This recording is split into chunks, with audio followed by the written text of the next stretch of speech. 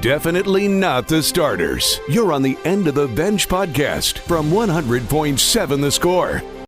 I'm Mike Hebert, owner of Cantex Roofing and Construction. Every day is game day, and we'll get it right when it comes to your roofing, construction, windows, and mirrors. Call Cantex Roofing and Construction today. Together, we are one serving you. Welcome in, 100.7 The Score. It's the End of the Bench back in the studio, the First United Bank studio, as we took a trip out to Texas Tech Jones Stadium, Cody Campbell Field yesterday. It was fun, but glad to be back in the air conditioning. It was a little warm yesterday outside. I was wondering, I wanted to come out there at one point and just ask how you were doing, just because there was shade, yeah. But you guys had sun on you, and it's not like the wind was blowing in that area either. For the first 2 hours, we were out in the sun, and then once we really started getting some interviews after Joey moved it up into the shade. And I will say this, if you're watching a game in that area, it's a pretty good breezeway. I was not uncomfortable. Oh, good. After getting out of the sun. So yeah, if you're down there and that's your spot and you're behind that little counter thing, that place gets pretty packed though. Pretty packed. Yeah. But it was awesome. It was a fun view. I like watching games from the end zone. I know some people don't, but I think it's a really cool view. You can kind of see more of what's going on. Obviously, probably need to know what you're looking for, but even in my limited football knowledge, well, get out of here. You're limited. Well, I'm not a coach or anything, so. Well, you gotta remember who you're in the room with here. I mean, I know Lucas is a great basketball mind, but I don't know if he's drawn up anything on the whiteboard with John Gruden. How frustrated! I would love to spend an hour with John Gruden drawn up on the whiteboard. But how hilarious would it be if he came in here right now and the three of us had to do something on the whiteboard? I'd be drawing smiley faces. He would lose his mind. Yeah, that would be really fun. Who would? Yeah. You? I would go Taylor Beatles. Sure. I would probably go you too. And after that, I don't know. It might be. I don't see Clint as a guy that's drawing up plays on the whiteboard. I mean, I might be wrong. He's if he's in NCAA 14 or CFB's 26, he knows what's going on. And apparently, Choice would be drawing up extra points, is what I hear. That's all he would be doing. I guess they got a football right after I left. I wish I would have stuck around because I would have liked to see Choice. Choice said he could throw for 40 yards and kick field goals. We'll have to see if he did both of those. Yeah, until I see video proof, I'm not. Yeah, we need video proof of that. Anyways, yesterday we got to talk to Skylar Howard, Corey Aiken, and Joey McGuire on this program. They had John Carlos Miller, Show Wood, Mac Leftwich on the bottom line. All of those interviews available on DoubleTSportsNetwork.com. If you missed them yesterday, I thought the 6 they took to Arlington were really good. But there were some personalities yesterday that I thought were also really good. Who were some of the players you talked to, Collier, or were around yesterday that you kind of sensed, hey, these might be some guys we can get throughout the season that know what they're doing and have a personality? Maybe some fan favorite personalities. Well, you mentioned one. I mean, I won't go in depth on him, but Skylar Gill Howard is somebody I would assume that we would have regularly at press conferences, just because. Yeah, he was great. I mean, you heard him on the radio. Jacoby Williams wasn't bad. I mean, if I had to rank like the you know what, Cam Dickey's a pretty solid talker as well. I mean, he seems like the well, he was a quarterback. Yeah. But, you know, he's the all-around guy in the running back room. Yeah, well-spoken, yeah. Yeah. The fiery one is definitely Jacoby Williams, and I think the put-your-head-down-and-work guy is Quentin Joyner. We talked to all three of those guys and, ran a story on that since Joey McGuire has apparently given him a nickname, calling him the committee. The committee. The committee. I did ask Joey, I said, hey, man, you used to talk about 3 quarterbacks on the field at the same time. Can we get 3 running backs on the field at the same time? 13 personnel, 23 personnel. And he said, if John Carlos Miller, Terrence Carter, Q, Jacoby, and Cam are all on the field at the same time, that cannot be a bad thing. Yeah, no, that's true. So, and I'll be honest with you, they dropped so many hints. It probably is going to happen with Cam Dickey being the Wildcat quarterback. Yeah. I mean, Cam kind of mentioned it at one point when we were talking with him in the locker room, and Mac Leftwich not even asked about anything in particular like that. He dropped you never know. We got a former quarterback in the running back room. And you know what? With Jacoby Williams, Quentin Joyner, and Cam Dickey, you want all those guys happy and on the field. Mm-hmm. And Joey said in the running back conversation, Jacoby Williams, kick returner, punt returner, also running back. Quentin Joyner's going to get the lion's share at running back. Well, what's Cam Dickey's kind of secondary position to get him on the field and in the game? It could be just that he's running, Money 18 King. Yeah. And whatever else is residual or in the new Wildcat package from Mac Leftwich. Yeah, other than that, we talked to Bryce Pollock. He seems like he was a great talker as well. And I think he's more of the second coach on the field, if you will, with Darcel McBath. So, but impressed with listening to him talk about football and knowing that this, not that he's planning on being one and done, but this could be a stepping stone if he has a great year. He has had plenty of NFL scouts talking to him and telling him what he needs to improve on if he wants to, decide to leave after this season. But not that he was focused on that. He was just asked that as a question, and that was the one thing. There's so many guys that are possibly going to the East-West Shrine game.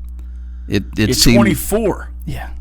So when you're talking to these guys, they seem more professional, and a lot of them sound that way as well. They're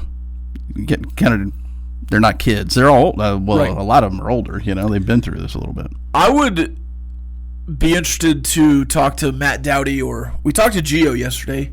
I didn't think of this question, but I wish I would have. I wonder what kind of media training they do heading into events like this or throughout the season. If they do any kind of seminars or whatever else to have that preparation. I know they do fiscal responsibility, and that's gotten even more prevalent with the NIL stuff. It used to be rookies in the NFL would go through fiscal responsibility classes, but now those start early and early. I would be interested to see if they do kind of some media training. Yeah, if they do something other than because trust me, there's been plenty of times where on a Monday press conference you see a player who actually shows up a little early and an SID has him to the side, he's just prepping him. Yeah. Hey, you're probably going to get the thing about, what if Aaron doesn't play? One of those things. More than that. And I would think that they would do that to some extent. But, they got their calendar's full. They had to do all those pictures. Right. It's like media day. Like, not our media day, their media day. In college or high school, did you ever do, prep interviews where you would interview for a job? No, that might explain interview a teammate for a job, struggles in interviews. Did you ever do that, Lucas? Yeah, I took a business class in high school, and we had a class period where we just practiced asking each other interview questions. I wonder if they do something like that.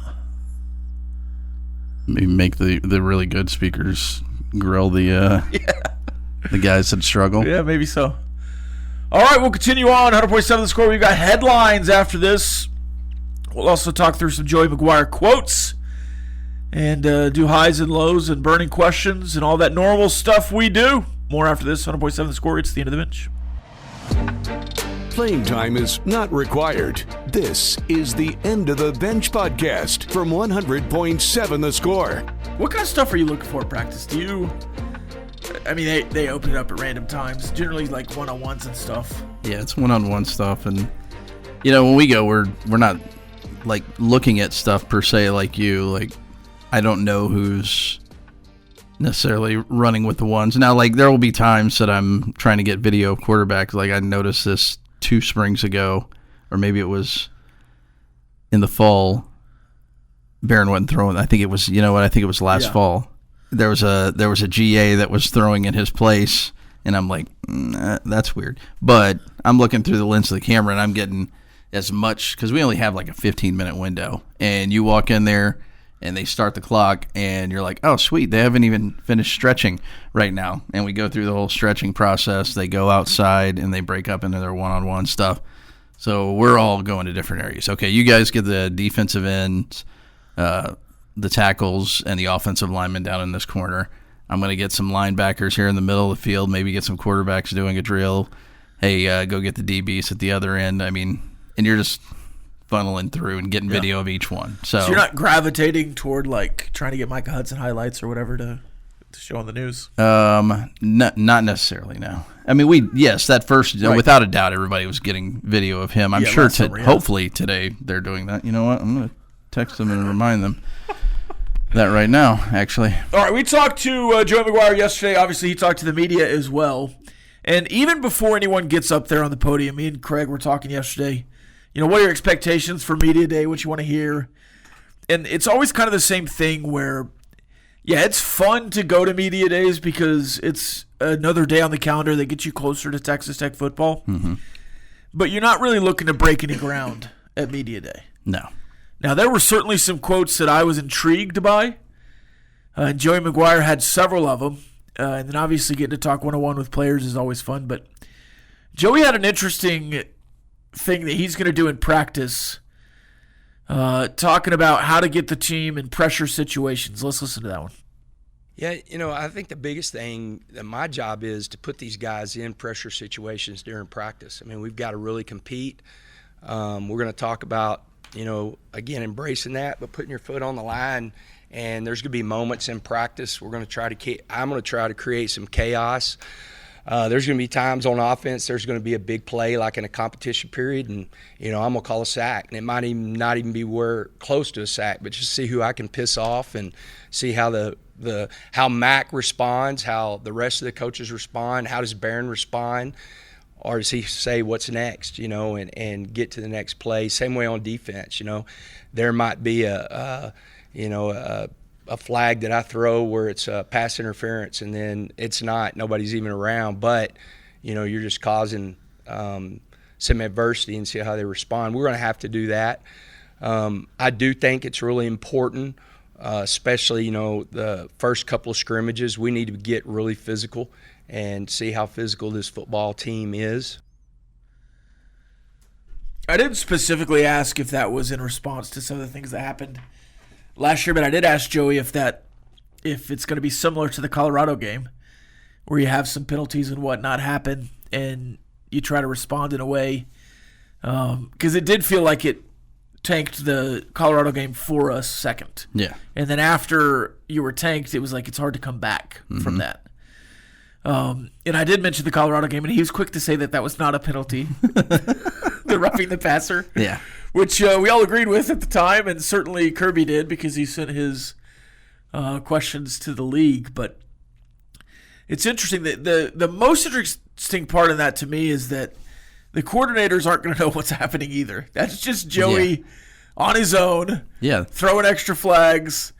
And I wonder if any scrimmages or whatever, he's going to tell the officials, hey, why don't you job us a couple times and see what happens to the coordinators and the players. So I thought that was an interesting tidbit. And then at the end, he kind of throws in that we need to get physical too. Yeah.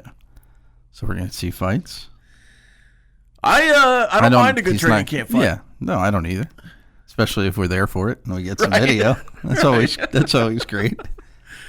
And Mike Leach doesn't kick us out for getting video. Yeah, is Matt Dowdy taking SD cards if a fight breaks out? Hey, don't show that. It's like, this is the only time we're here. Come on. Clean fun. But I do wonder if that's in a response to last year, if he didn't think his team was good enough at responding to adversity. And I also wonder if the, hey, we need to get physical thing is a response to last year because you weren't physical enough on defense at the point of attack or down the field. Yeah. I don't think it doesn't seem like just listening to Sheil Wood that being physical and getting downfield and everything that you want to hear that your football team on the defensive side is doing is going to be a problem with Sheil Wood. That dude is so intense. He's all locked business. Yeah, he's locked in. He's locked in for a press conference. Speaking of ready for a fight, he seems like he's ready to go at any time. Joey McGuire was also asked about the running back room. You mentioned it earlier with the committee. But it's interesting that you might be able to see all of these guys play in different ways. Let's see what Joey McGuire said about the running backs. I'm trying to get them to nickname themselves the committee. And actually going back, my running back group, 13 and 14, we went back-to-back state championships. That's what they called themselves, the committee. I feel great about all three of those guys. I think it's going to be really important that we find ways to do things with all three of them. I think they're all going to be help on special teams. I'm really hoping that Jacoby, I feel great about him being our kick returner. He's worked extremely hard being our punt returner. I'm hoping he's our punt returner, so that gives him touches there. I'm expecting Cam Dickey to be our off returner on kickoff. And I expect all of them to play special teams. And then, I think you're going to see some different things where we're in two back, because Jacoby can play some slot and being able to move him around. Somebody's going to start. Like, it's going to be like this in a lot of position, guys. Like, somebody is going to have to take the first snap against Arkansas Pine Bluff. But it's really like, I'm okay with whoever's in there. I do think there's going to be somebody that really steps up. I really can't predict who that is because, man, they go at it every day, and that's a really good room. And then I think Adam Hill, how much he plays at running back, I don't know, but I expect him to start on all four core special teams. I mean, he's 240 pounds right now. That was a little bit shocking there at the end. 240 pounds? Yeah. Running back? If there's any fullback sets or whatever else, I'm sure Adam Hill will be out there as fullback. Though I could also see Cam Dickey running that up back kind of thing if you do get into some 13, 23, 22, 12 personnel with the running backs, extra running backs on the field. Yeah. But also Jacoby Williams, slot receiver, inside receiver. Yeah, it sounded like just listening to him and Mac Leftwich, even Cam Dickey. I mean, Cam Dickey talked about. I mean, it seems like they're all going to be used as a slot receiver in some capacity throughout the season. My question to you is, I mean, Quentin Joyner's the starter, though, right? I mean, he doesn't come here from USC if he's. I mean, and that comes down to. Now, once it all plays out on the field, it doesn't matter, but it comes to like salary cap stuff along those lines in this situation, right? Yeah. You can't bring a guy in and then not make him the starter. It might change whenever somebody else does something. It just seems like we heard more about Cam Dickey and Jacoby Williams yesterday than we did necessarily Quentin Joyner. Not that he wasn't talked about, but it's almost like it was an understood. Yeah, I wonder if a little bit of that is, hey, you guys are still valuable too. We know about Quentin. Yeah. Because he did that with the defensive line too. It's like, yeah, we know about David Bailey, but Ruello Height and Cheeto Philly and all these other guys. So I think there was a little bit of that going on too. Yeah. Definitely not the starters. You're on the End of the Bench podcast from 100.7 The Score. Lucas, let's check the calendar.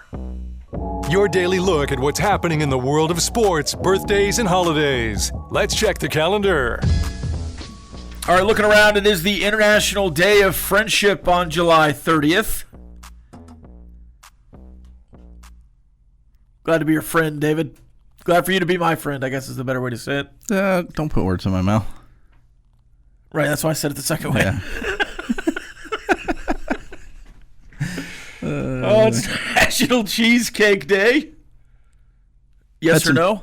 Had cheesecake yesterday at the media luncheon, yeah. At the media luncheon. Could have used maybe some strawberries or something like that to put on it, but it was still good. I ate it. Lucas, you a cheesecake guy? I am. Yes. They had cheesecake and I think some kind of maybe fudge or maybe it was a chocolate cake. Which one are you picking between those two? I would go cheesecake over. I don't know what it was. Like a thick chocolate fudge cake. Yeah, it was like it looked like it was a fudge. Yeah. You know what they do in the press box that I'm always a fan of? The little square lemon cheesecakes. Yeah. Well, they cut all those little cheesecakes, and there's a variety of them. Yeah. Well, yeah, they always have the blueberry, the cherry, I just like the proportions because then I can grab like 7 of them and feel like I just got a slice. It's also Share a Hug Day. pass on that. You don't want a hug? No, I'm good. We'll get a hug. McGuire, you want a hug? No, he said no. And World Snorkeling Day. You gonna go snorkeling? I don't think so. I think I might have said this before. One time was it snorkeling? Yeah, snorkeling where you just have the snorkel on a beach in Japan as a small child. Okay. I remember snorkeling in completely clear water, and I'm just going, and all of a sudden, it was my first taste of beer. One of my mom's friends thought it would be funny to pour some beer down my snorkel. And just for reference, I lived in Japan from 2nd to 5th grade. Nice. So, yeah. Very nice. Yeah. So you can do the math there. Very nice. All right, any birthdays? Lucas. We have Lisa Kudrow turning 62 from Friends. Yeah. So, happy birthday to her. Arnold Schwarzenegger. Any guess on how old he is? 74. Yeah, I was going to say 72. 78. Oh, wow. 78. Yeah. The Governor. Terry Crews turning 57. Cheeseburger Eddie. And then White Chicks. Yep. Yes. Okay. Da-da-da-da-da-da. Jake Fromm. State Farm. Exactly. 27 years old. The QB1 show will always be remembered from Jake Fromm. Didn't he never actually graduate? From high school? No, from college. Oh, there's no, plenty probably of not. people He left early. He might have gone back and gotten his degree. I mean, there's a lot of athletes that never graduated. Yeah. Yeah. DJ Edgecombe turning 20. Looks to be a breakout star for Philly. He did really well in the summer league, and obviously we know what he did in Baylor. Sure. At Baylor. So he turns 20 years old. And then Buddy Guy turning 89. Chicago blues guitarist. Pretty popular. And then Jamie Presley turning 48. She was in Moms and a couple other popular TV shows. My Name is Earl? Yes. My Name is Okay. Earl. Yes. Looks very much like Margot Robbie. Very similar. Yeah, she could be like Margot Robbie's aunt. Yeah. That's a nice way to put it. Sure. Young aunt. Older sister. Much older sister. How old is Margot Robbie? She's got to be like 28 at the most, something like that. You think she's that young? I don't know. No, I bet Margot Robbie's like 35. I'm more of She's 35. wow. Yeah. You gotta think back. She was in Focus probably 10 years ago. I can't think back 10 years ago. That's your major malfunction Focus with there. Will Smith. Didn't even know what that was. It's a good movie. About a boot. He's a con man and kind of takes Margot Robbie under his wing. They do a big score at the Super Bowl. So kind of like Hitch with Will Smith. Kind of, yeah. Just a different. Kind of under the wing, yeah. Yeah. Takes Kevin James under his wing. Sure. Yeah. Yeah. And the big heist is what's her name? Who is the lead in that? Eva Mendes. Yeah. Yeah. Yeah. Same thing. Sure. Same storyline. It sounds like. On this day in 1973, Texas. Are you done, Lucas, with your birthdays? I am done. Okay. Yes. Texas Ranger pitcher Jim Beebe, who was not mentioned by us last week, and dudes naming dudes, threw a no-hitter against the Oakland A's. On this day in 1988, I find this impressive since we were talking about helping the bullpen. Reds pitcher John Franco has 13 saves in the month of July. 1 month, 13 saves. Pretty solid effort right there. I think the Rangers wouldn't mind that. And on this day in 2016, Josh Tomlin, former Red Raider pitcher, gets a win in 7 innings of work, gives up just 2 runs against the Cleveland Indians, or against the A's in a win for the Cleveland Indians. Entertainment on this day, 1991, Enter Sandman is released as a single. 1981? 91. 91. Runaway Bride premiered on this day in 1999, featuring who? Richard Gere. Yeah. And Julia Roberts. And Julia Roberts, yeah. In 2004, The Village, which I never bothered to watch. Is that M. Night Shyamalan? Yeah. I don't think I've seen that one either. Is that the one where they're like hiding underground or something? Again, you got me, Batman. I've never seen it. 2014 on this day, Sharknado 2. Okay. Seems like that's the one that was. Is that the one with Tara Reid? I think. I don't remember any after. I don't even remember 2, but. And on this day in 2021, Jungle Cruise with The Rock and Emily Blunt. Okay. Was released. It was all right. I think I had it on, fine. but never really. It seems like it would be. Yeah. Something. It's one of those background noise. You would watch it if it was on type deal. You ever go on the Jungle Cruise at Disney? Now ask me if I've ever been to Disney. You ever been to Disneyland? No. Isn't it at Disneyland? I have never been to Disneyland. Isn't there an actual thing where you ride on a boat?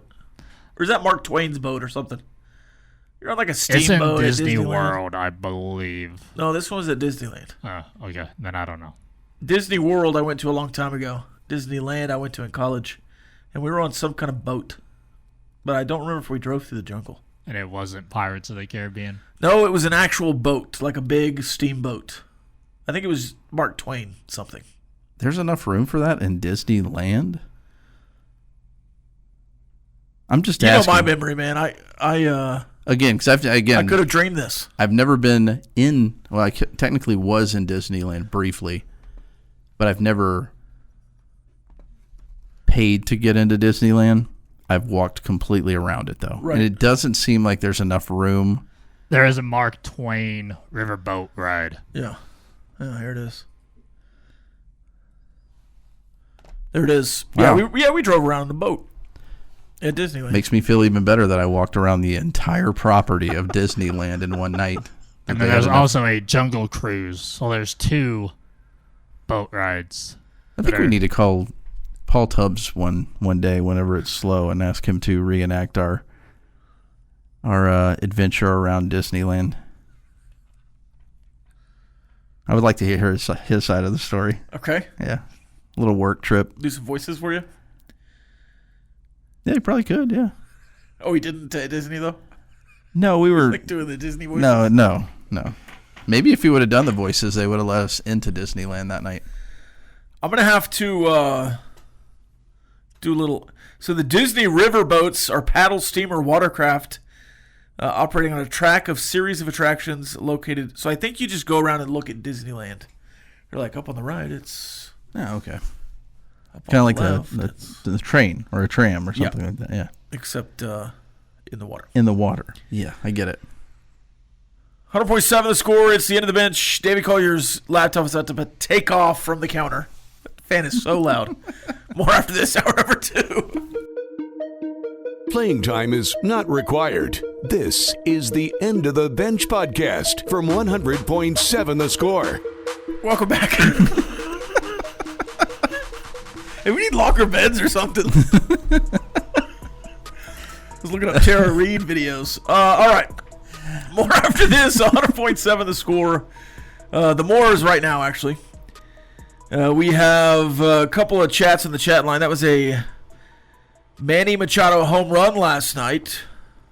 Gotten lucky there with Bullfighters double down. Have you tied yet? I'm talking about the Corey Seager extra inning hit that Bullfighter got. Like, are y'all tied? Is that what we're saying? We're tied. 19-19? Yeah. Okay. So 19? So Bullfighter should double down today. He won't. If he doubles down today, that's legitimate to you. Yes. Okay, but if he doesn't double down, it's a fraud. I don't recognize it. Bullfighter's a fraud. Yep. Okay.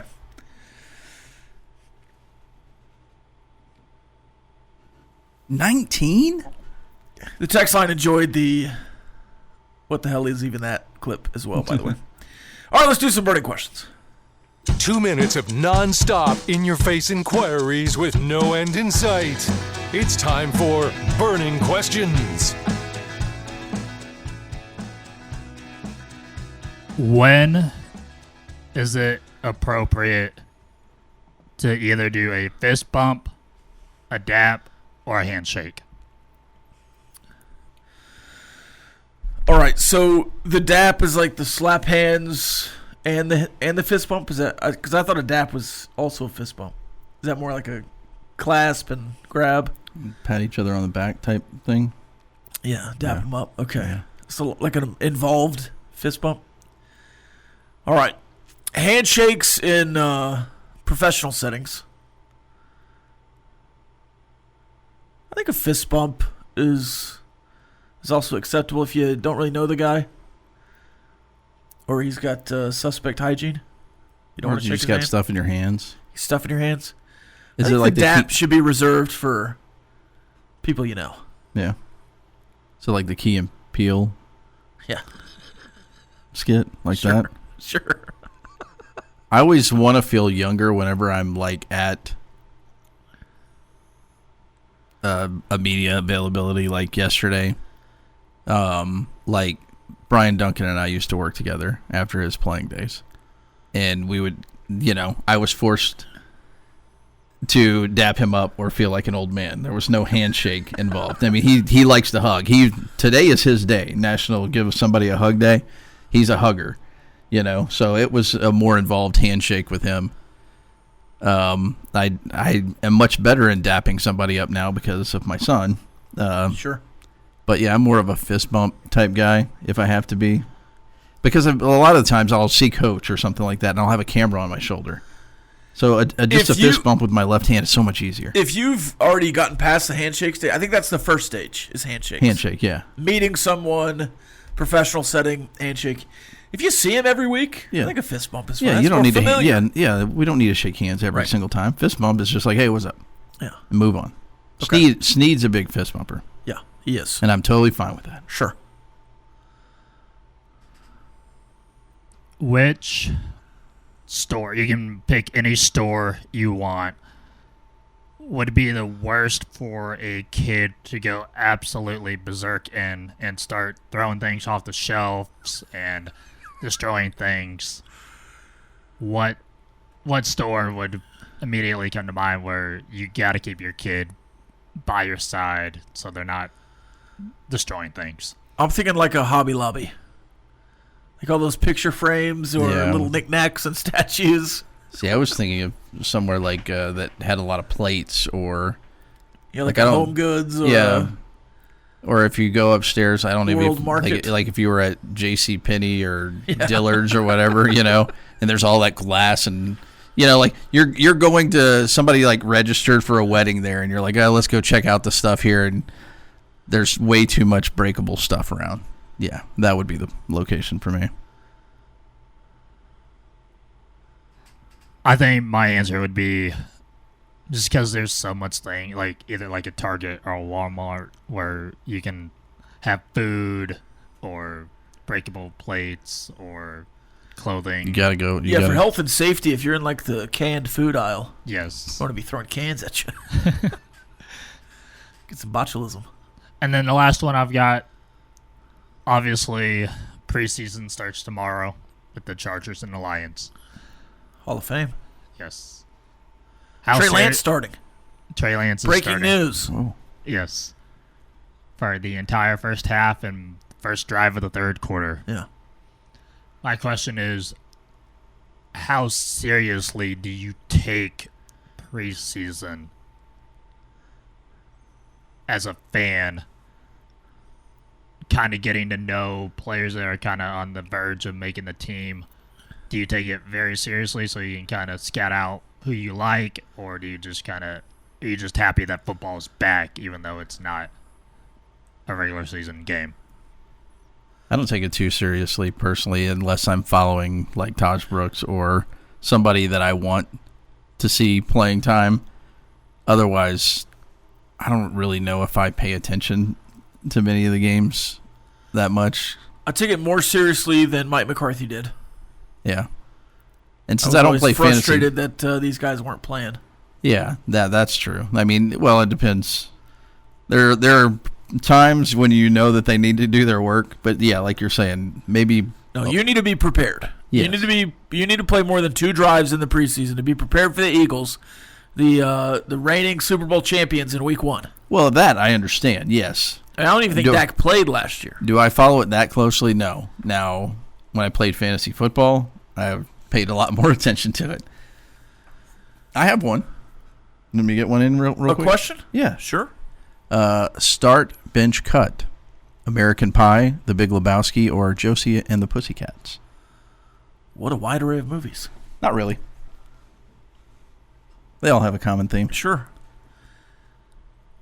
I'll go. I'm gonna go Josie and the Pussycats first. Whoa. Because I drafted them.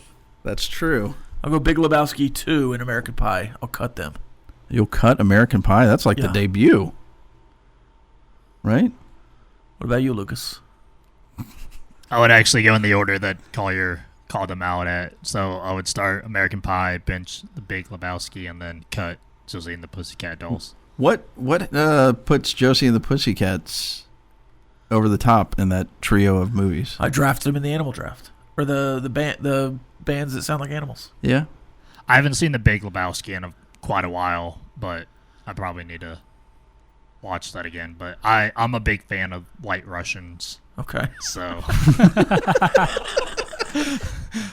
I'm a big fan of apple pies. Yeah. What's the theme there? You don't know the theme that I just gave you? Yeah, what's the theme of the movies? Tara Reid.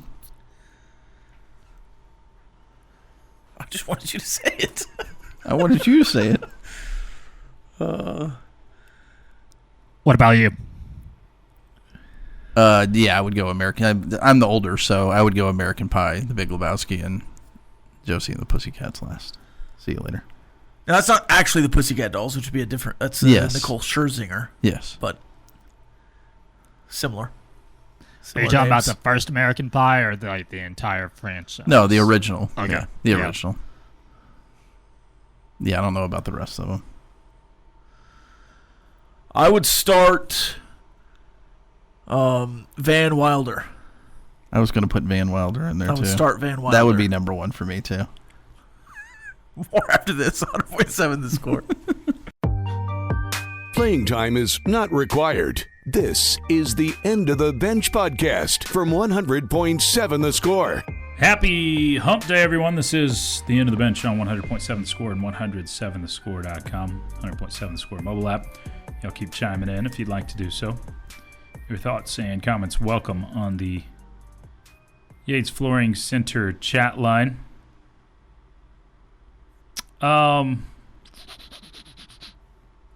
What was I going to bring you? Oh, Happy Gilmore 2 has done pretty well. Yeah, for all the naysayers. Happy Gilmore 2 set a new record on Netflix. It is the biggest U.S. opening weekend ever for a Netflix original movie. Got 46.7 million views over the 3 days. If you're wondering how it's being received by fans, 70% on Rotten Tomatoes by fans. Yeah, by fans. 61% by critics, which is higher than I would have guessed, but... Yeah, our buddy James Epler totally trashed it.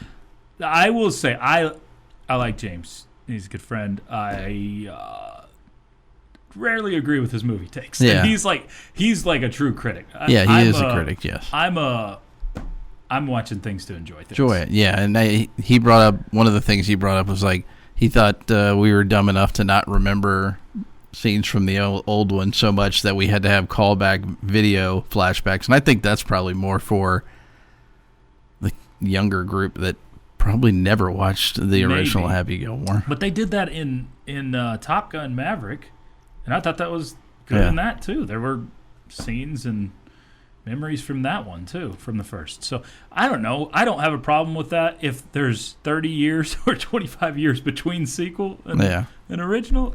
It seems fine to me. I thought, it's exactly what it was supposed to be. If you thought anything different, we weren't going to get some, masterpiece out of it. All we wanted was references to the previous movies. And it was full of them. Yeah. And some cameos. And lots of cameos, which I thought was fun. I thought the cameos were all fun. I liked it. Yeah. I liked it. But, I mean, it, like any Adam Sandler movie nowadays, jumped the shark a little bit at the end with, All of them are like that. Exactly. So I was yes. expecting that, but it was just fine with me. Anyway, so congrats to the Happy Gilmore crew. Did you see, I don't know if y'all talked about this. Forgive me, I didn't listen to all the full 2 hours of y'all chatting. It was amazing. Was it? Yep. Okay. I'll go catch the podcast. Yeah. Which y'all should do as well, if you missed it. CBS Sports is Shehan Jaraja. Did I get it? I tried. Anyway, fancy jacket guy at Big 12 Media Days. Mm-hmm. He put out his Big 12 strength of schedule rankings at CBSSports.com. The headline, Texas Tech set up for success. Colorado faces a gauntlet. So he says, according to this is Big 12 strength of schedule rankings. Baylor has the toughest schedule ahead. Well, they open with Auburn. Okay, the problem I have with this is on these strength of schedules, people that are doing these rankings tend to weigh the non-conference games and the conference games equally, and it shouldn't be that way, in my opinion. If everybody played everybody, if this was a 10-team league and everybody's playing everybody again, then that's different to me.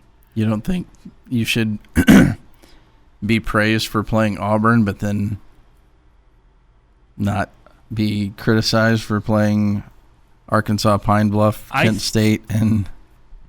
Don't get me wrong. Tech has the weakest non-conference schedule. Fully acknowledge that. But when you're doing these rankings, you're going to be judged off of your conference schedule, especially the Big 12. This isn't like the SEC, where you're still going to get 4 or 5 teams into the college football playoff. One team, most likely, is getting in out of the Big 12. So you are judged almost solely off of what you do in conference play, because that either gets you to Arlington or not. Yeah. So that's why I feel like I don't have a problem weighing that sum, but it's about a third of the importance of a Big 12 game. So Auburn, yes. Yeah, but if you get to, let's just say, if Baylor and Texas Tech both make the Big 12 championship game, who do you think the people that are in charge of picking? If we're doing at large, then it's absolutely, that's where you get the nod. Yeah, where Baylor gets the nod. Correct. Yeah. That's where Baylor would get a nod over Texas Tech, if they're equal. Yes. If they look equal.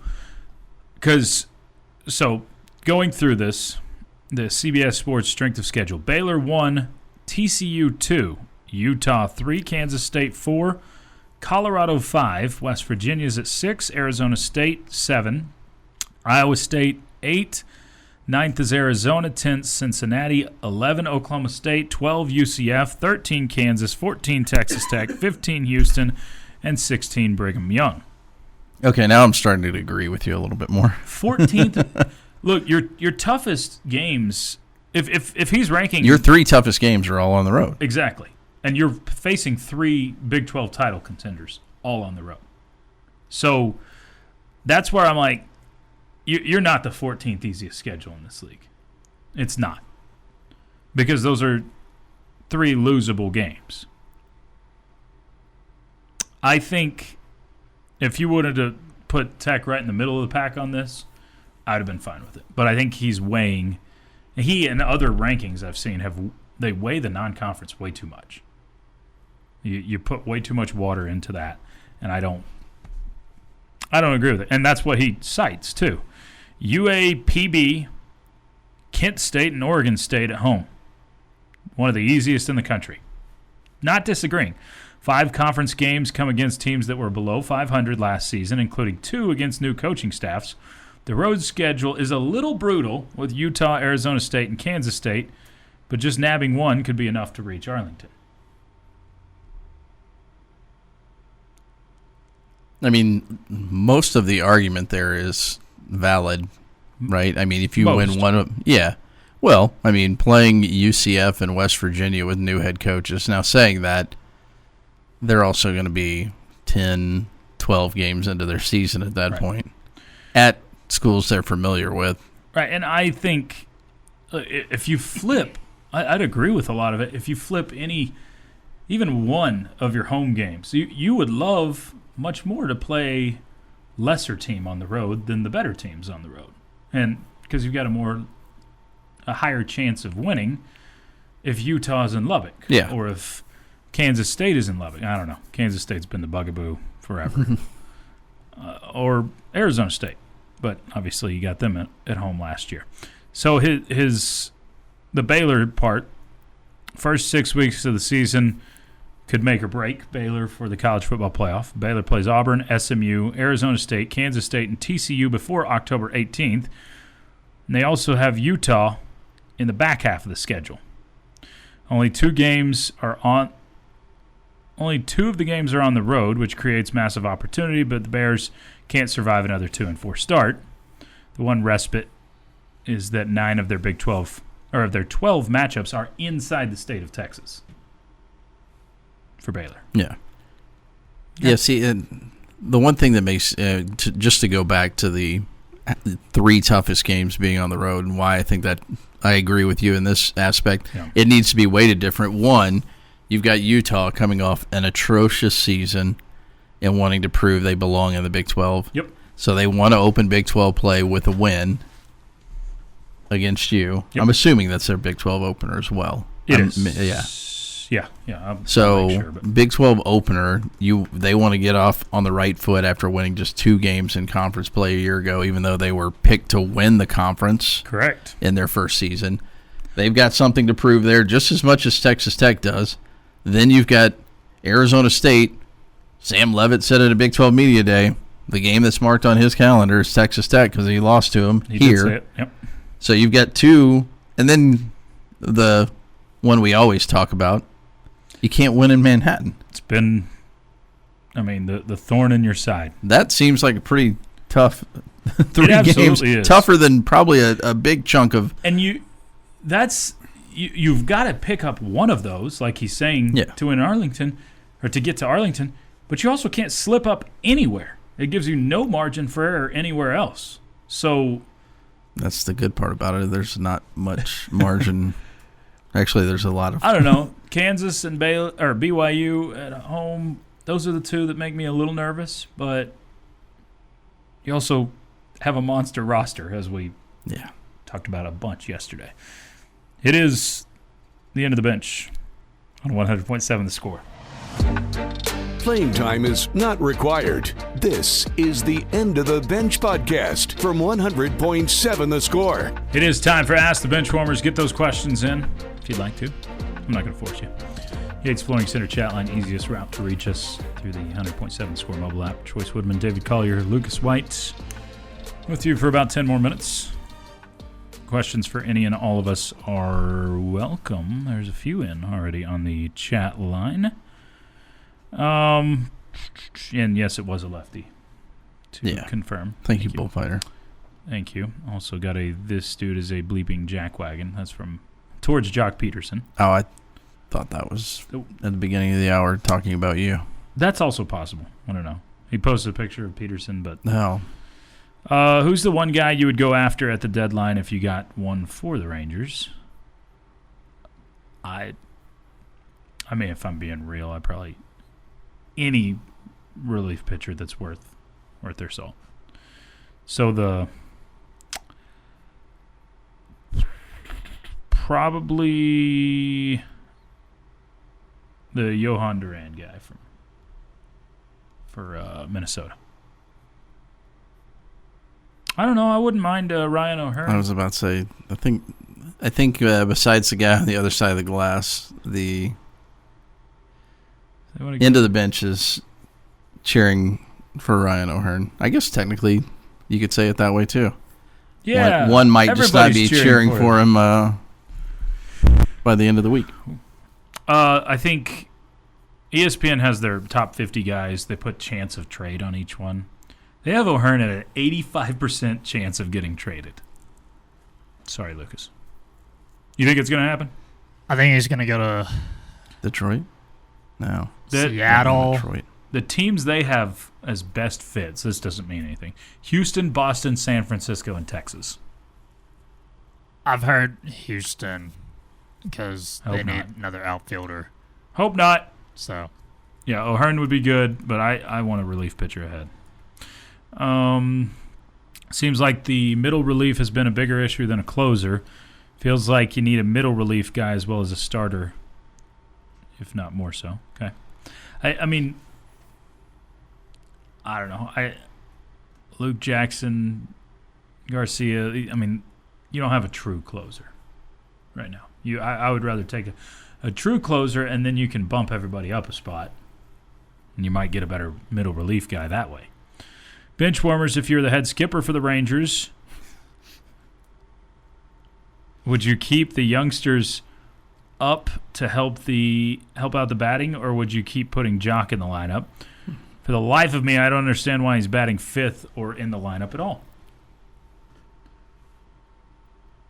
Jock Peterson and Bruce Bochy don't have a prior relationship, right? I don't think so. I don't think they shouldn't. they've ever They crossed. probably went against each other Right, plenty with plenty. San Francisco and Should the be Dodgers. I don't know. I don't know why Peterson keeps getting it. I mean, you give veterans a little longer leash, but Well, not when this you, long. Yeah, when you don't have, why did they only?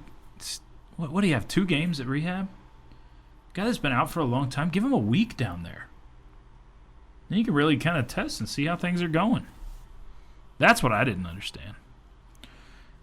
What Vegas win totals are the biggest locks in the Big 12 this year? Gonna have to pull up Yeah, I was Vegas going win to say I'd have to totals. pull those numbers up. I actually think. Let's see. I do think I would probably in general stay away from betting on my own team. That's probably a good rule of thumb. But it sure feels like the Red Raiders should be as close to I'm putting in the air quotes, lock at 8.5 to take the over on that one. Feels like it. Did he just say overs or she? Said locks. So you can take the lock on an under too. Said win totals. Man, sorry, Liberty quarterback. I might take the under on the Colorado. Which Total. is it's at 6.5. I'll take the under 2. Yeah. I hope he loses every game. Not sorry, Liberty quarterback. I feel like Tech is up there. I think I would. Lucas isn't going to like this one. 6.5 for West Virginia feels pretty high. They could get to 6, and I wouldn't be shocked, but 6.5 feels kind of high. Same. I wouldn't call it a lock though. Utah at 7.5, which it depends where you're looking. You can get them at 7.5, but there's also an 8 out there, 8.5. If you can get Utah at 7.5, that feels low. Yeah, I think I would take that over as well. Iowa State 7.5. South Dakota, Iowa, Arkansas, I'm not State, sure what to think about Iowa State. Arizona. Every year that Iowa State goes into, They don't have any. I mean, the wide receiver position's clearly a question mark. But I don't think Rocco Becht is going to be as good because he does not have weapons around him. You say that, but one of the things that always impresses me about Iowa State, and it's kind of like Oklahoma State, maybe positionally the same. Oklahoma State always has a good running back. Yeah. Like forever. And then Mike Gundy said this, and of course the coach is going to say this. They have like 5 options at running back that they think could rush for 100 yards in a game this year. So there's going to be somebody that will be able to run the football at Oklahoma State. Always the case. Sure. Iowa State seems like they always have a wide receiver. Right? Right. I mean, for a while now. Yeah. Alan Lazard. They do Before feel Alan like they've Lazard. had at least a good, really good. And they had 2, obviously, NFL last caliber year. wide receiver. So somebody's going to emerge as a weapon for Becht. Yeah. So, yeah, I don't know. Those are always hard to call anything a lock. Yeah, I know, and especially with their struggles sometimes in the non-con and losing. Like the Iowa State one is tough because there's been a lot of years. It feels like most of the years when you have expectations on Iowa State is when they falter some, and most of the years when you don't have expectations on Iowa State is when they elevate. So they're maybe the toughest team to predict in the Big 12. I mean, Oklahoma State, Colorado, I don't have a clue on them. South Dakota, Arkansas State, Arizona. I see. Yeah, I mean, it might be pretty close. 6, 7 seem like they're a lock for me. So yeah, maybe not Iowa State, but man. Did anyone ask about the Mahomes uniforms this year? I don't think anybody did ask Coach about it. I was going to ask him, but I forgot because someone mentioned it before. I apologize. Luke Jackson isn't even with the team anymore. I was going through guys that have been the closer for Rangers, but yes, that's kind of my point, Bullfighter. You've run different guys out in that closer role that aren't true closers, like don't have the it factor when it comes to being a closer. I think Lucas blocked my input earlier about which 2 Hall of Fames Phil Rivers belongs in. Neither were in football. No, that's an automated blockage. Automated? Yeah. Automated blockage? Horse name. Yeah. The over at 8.5 for Texas Tech seems to be a pretty easy lock, which is why you don't win much on that bet per 100. I didn't see what the I saw minus 117 okay on the app that I use. Okay. Still sounds like a pretty good bet. I mean, if you're into that sort of thing, pretty solid bet to go after. Also, throw $5 down on Baron Morton to win the Heisman at 200 to 1 odds. Seems pretty distant. Yeah, that's a choice. You could. It's $5. Hey, before we go, start, bench, cut. Oh no. American Pie. I heard you. The Big Lebowski and Josie and the Pussycats. Start Big Lebowski. Bench American Pie and Josie and the Pussycats I've never seen, so that's the only reason it's getting cut. Tara Reid, Sharknado would have started, by the way, if you were going to Tara Reid. Well, no, we would have started Van Wilder. I just forgot to put that one on the list. Okay. I've never seen Van Wilder. You've never seen Van Wilder? Well, should I? Yeah. It sounds like it. Ryan Reynolds. Oh, is that like when he kind of got his start? Mm-hmm. Okay. There you go. David, have a good rest of your day. You do the same. I'm going to hang around for 40 more minutes.